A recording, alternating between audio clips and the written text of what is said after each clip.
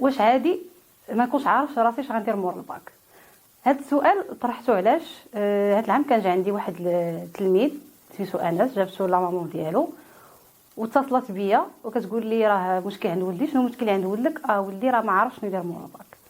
قلت لها واخا يجي عندي الوليد. ملي جا عندي الوليد شنو كنلقى ان هو ما عارفش شنو يدير مور الباك، والديه حتى هما ما عارفينش، والعائله كلها يعني داخلين في بحال واحد المتاهه وواحد الضغط على الوليد كامل.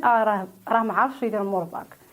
فاش جا عندي قلت له عادي جدا انك ما تكونش عارف شنو دير مور الباك. فجاتو مصدمه. قلت له عادي جدا، مع انه يعني كان هو في شهر 5 ومطالب بالامتحان موراه يعني غيكون اختار التوجه ديالو.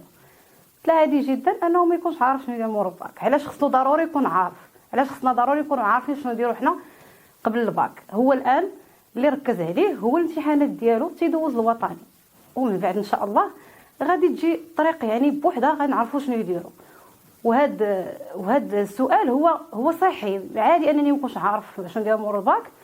وشنو اللي صحي فيه؟ اللي صحي فيه هو انني غادي تخليني غنطرح اسئله اللي هي جوهريه. شنو غندير مور الباك؟ غتخليني انني نعرف بعدا شكون انا، شنو كنعرف ندير، شنو هما القدرات ديالي، شنو هما المهارات ديالي، شنو انا الطموحات ديالي، الرغبات ديالي، الميولات ديالي. كنرجع ربما سنوات قديمه وكنرجع فيها شنو انا كنت فعلا باغي ندير. دونك هاد الاسئله اللي هي انا كنعتبرها كلها صحيه هي اللي غادي تخليني انني من بعد انني نقدر نختار التوجه الصحيح.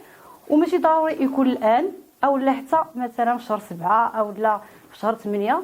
فانا دائما عندي الاختيار انني نبدا العام الدراسي ديالي شويه عليا نقرا، وبدون انني ما ندخل في ضغط لا من العائله ولا انا نضغط راسي.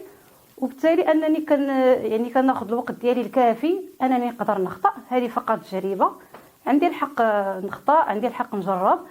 والوالدين يعني ماشي بالضروره انهم يدخلوني في واحد ندخل انا وياهم في ضغط، هما يضغطوا عليا، العائله تضغط عليا، ويعني كتخليني انني خصني نختار الان واحد الشعبه او واحد التوجه. فانا في الطريق ديالي كندوز الامتحان، ومن بعد او فوغ ميزير غادي نعرف ان شاء الله الاختيار الانسب.